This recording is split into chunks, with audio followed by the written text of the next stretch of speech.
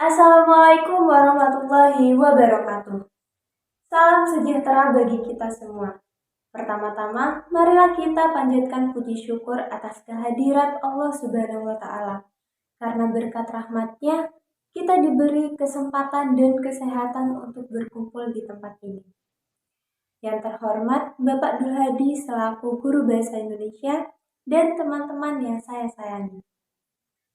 Baru-baru ini, banyak orang yang ramai memperingati Hari Kesehatan Mental Sedunia.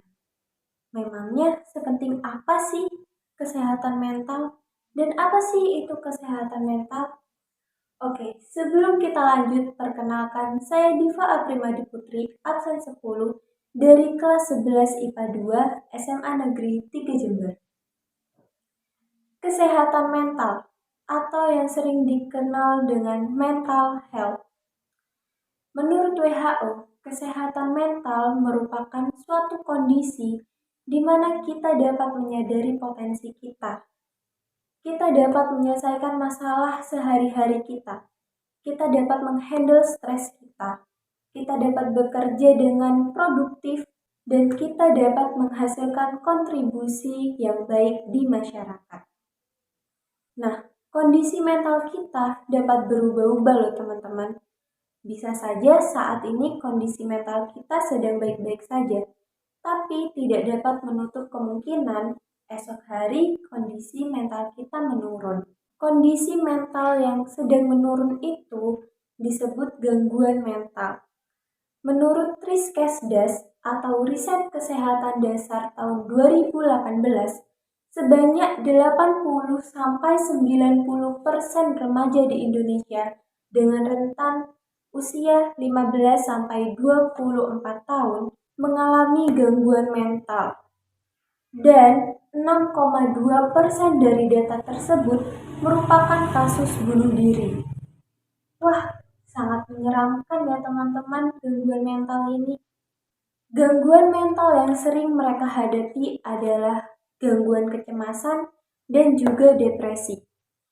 Gangguan kecemasan ini berbeda dengan gugup saat kita menaiki panggung atau berbicara di depan umum ataupun berceramah seperti yang saya lakukan saat ini.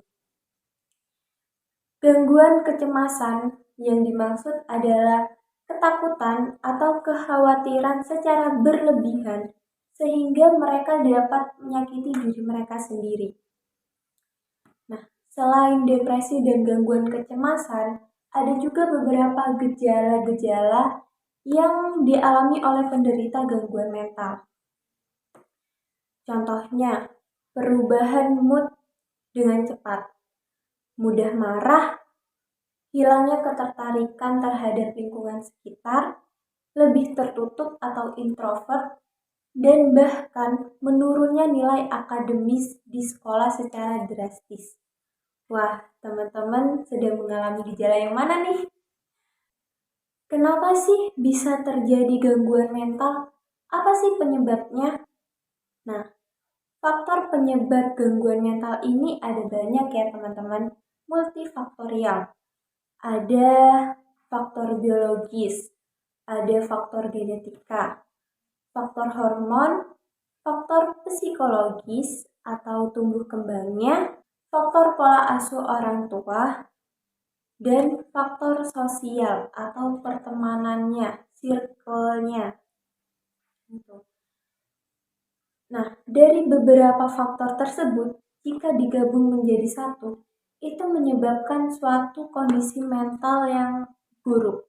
Contohnya, seorang remaja yang memiliki pola asuh orang tua yang kurang baik, atau bahkan mengalami broken home. Dan di sekolahnya, ternyata dia memiliki circle pertemanan yang kurang baik juga, atau bahkan terkena bullying. Wah, suatu masalah yang kompleks bukan?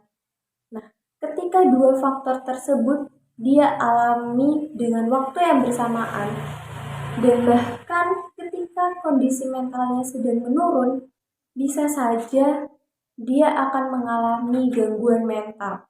Bisa gangguan kecemasan, depresi, menyakiti diri sendiri, atau bahkan menjadi bagian dari kasus bunuh diri. Maka dari itu, kesehatan mental ini sangat penting. Kita harus menjaga kesehatan mental kita. Sayangnya, masih banyak orang yang belum tahu, belum menyadari, dan bahkan menyepelekan kesehatan mental. Padahal, kesehatan mental itu sangatlah penting. Orang yang terlihat baik-baik saja, orang yang terlihat sehat secara fisik, belum tentu loh keadaan mentalnya itu sehat. Maka dari itu, kita harus peka terhadap kesehatan mental kita sendiri, orang lain, lingkungan sekitar. Apalagi kita merupakan seorang remaja. Usia remaja merupakan titik penentu ketika kita dewasa nanti. Ketika kita dewasa, tentunya kita ingin keadaan mental kita tetap sehat, bukan? Beli kemiri di pasar minggu. Saya akhiri. Wassalamualaikum warahmatullahi wabarakatuh.